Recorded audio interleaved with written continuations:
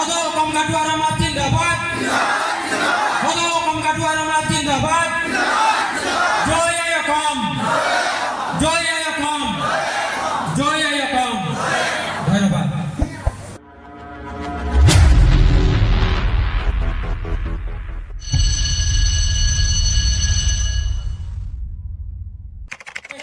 এইখন জ্যোতিৰ দেশ এইখন ৰাভাৰ দেশ এইখন দেশত আজান ফকীৰে সম্প্ৰীতিৰ গীত গাইছে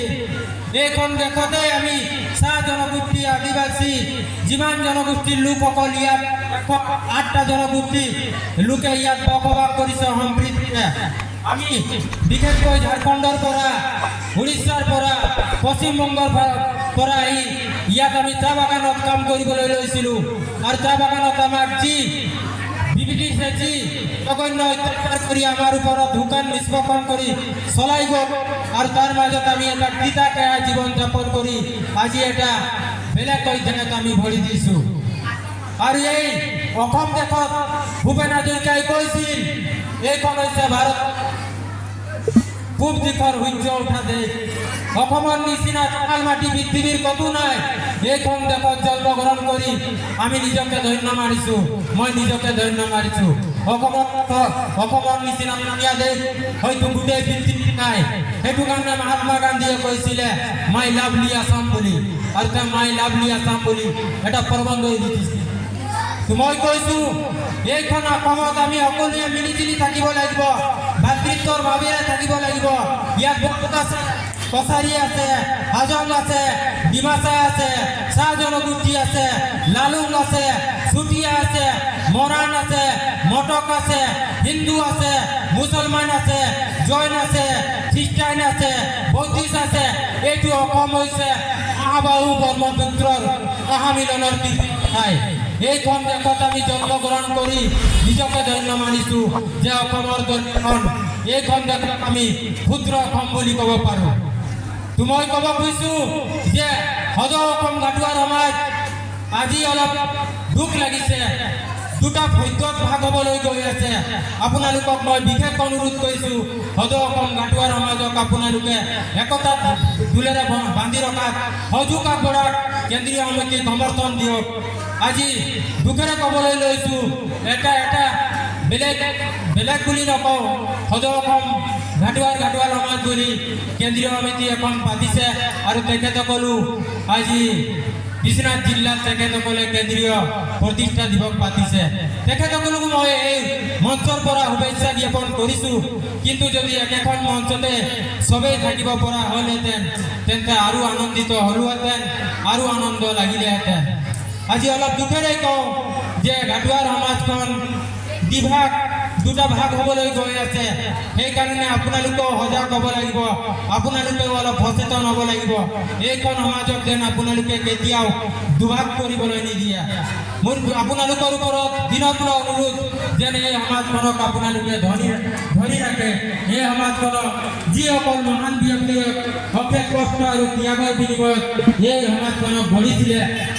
তেখেতসকলক মই আজি এই মঞ্চৰ পৰা শ্ৰদ্ধাৰে সোঁৱৰিছোঁ তেখেতসকলক ত্যাগক মই অশেষ ধন্যবাদ জ্ঞাপন কৰিছোঁ কেন্দ্ৰীয় সমিতিৰ সাধাৰণ সম্পাদক হিচাপে আৰু তেখেতসকলক যি সম্প্ৰীতিৰ বান্ধোন গঢ়ি থৈ গৈছিল আমি উত্তৰ পুৰুষে সেই সম্প্ৰীতিৰ বান্ধোন বৰ্তাই ৰাখিব লাগিব আৰু অসমৰ বিভিন্ন জাতি জনগোষ্ঠীৰ মাজত আমি মিলা প্ৰীতিৰে আগবাঢ়ি যাব লাগিব শিক্ষাৰ দিশত সংস্কৃতিৰ দিশত ৰাজনৈতিক দিশত সাংস্কৃতিক দিশত আমি আগবাঢ়ি যাব লাগিব আজি একবিংশ শতিকাৰ যুগত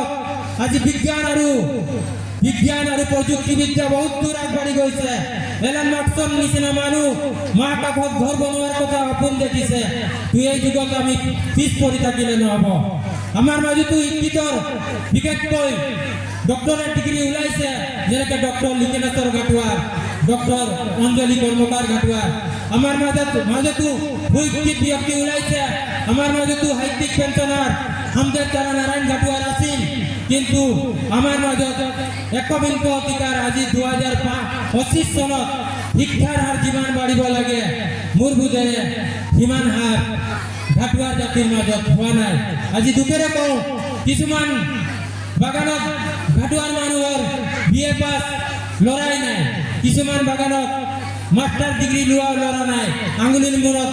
গণি দিব পৰা যায় PhD ডিগ্ৰীটো আমাৰ গাঁঠুৱাৰৰ মাজত মাত্ৰ দুজন আছে IPS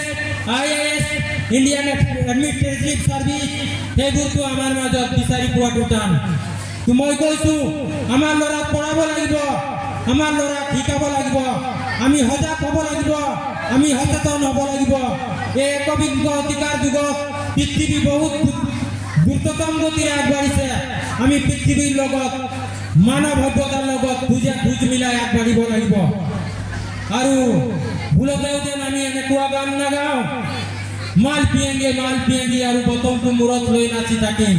তেতিয়াহ'লে আমাৰ জাতিৰ কোনো লাভ নহ'ব তেতিয়াও আমাক বিকাশৰ পথত আগবাঢ়ি যাব নোৱাৰিব মই এই মঞ্চৰ পৰা আপোনালোকক বিশেষ অনুৰোধ জনাওঁ যে আপোনালোকে ল'ৰা ছোৱালীক আজিৰ পৰা এটা প্ৰতিজ্ঞা কৰক আজি 30 বছৰ ঘাটুৱা সমাজে প্ৰতিষ্ঠা কৰাৰ 30 বছৰ অতিক্ৰম কৰিছে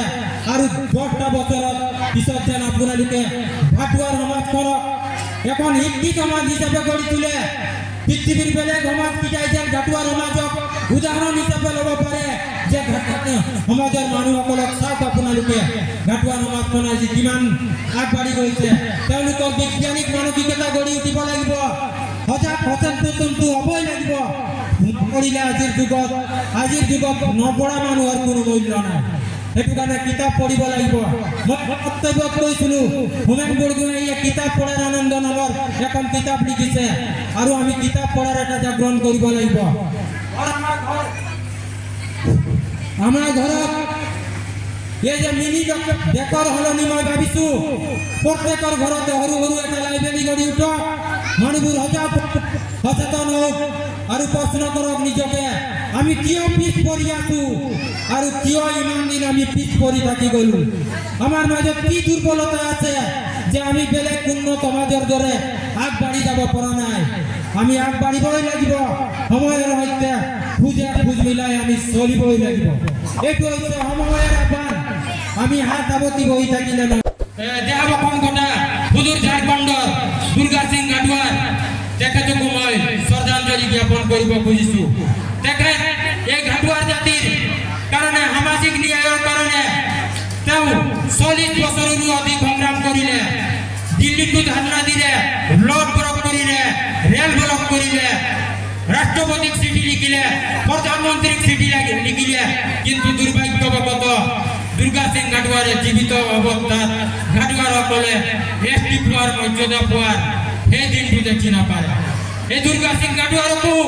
এই মঞ্চৰ পৰা মই অশেষ ধন্যবাদ জ্ঞাপন কৰিছোঁ তেখেত এই অসমৰ পৰা সদৌ অসম গাঁঠুৱাৰ কেন্দ্ৰীয় সমিতিৰ সাধাৰণ সম্পাদক আৰু সদৌ অসম গাঁঠুৱাৰ সমাজৰ তৰফৰ পৰা শ্ৰদ্ধাঞ্জলি জ্ঞাপন কৰিছোঁ আপোনালোকৰ মাজত সংগ্ৰামী একতা গঢ়ি উঠিব লাগিব মই এখন কিতাপ ওলাইছোঁ এই কিতাপখন আজি পাৰিলে আপোনালোকে ল'ব এই কিতাপখন নাম হৈছে বীৰ দুৰ্গা সিং গাডৱাৰ এক সংগ্ৰামী হত্যা 50 টকাৰ দাম এই বীৰ দুৰ্গা সিং গাডৱাৰ যে 40 বছৰ তেওঁৰ জীৱন গাঁঠুৱাৰ জাতিৰ উন্নতিৰ কাৰণে গাঁঠুৱাৰ জাতিৰ সামাজিক ন্যায়ৰ কাৰণে গাঁঠুৱাৰ জাতিৰ কাৰণে তেওঁ সংগ্ৰাম কৰি শেষ কৰি দিলে জীৱনেই ধ্বংস কৰি দিলে তেওঁ জীৱন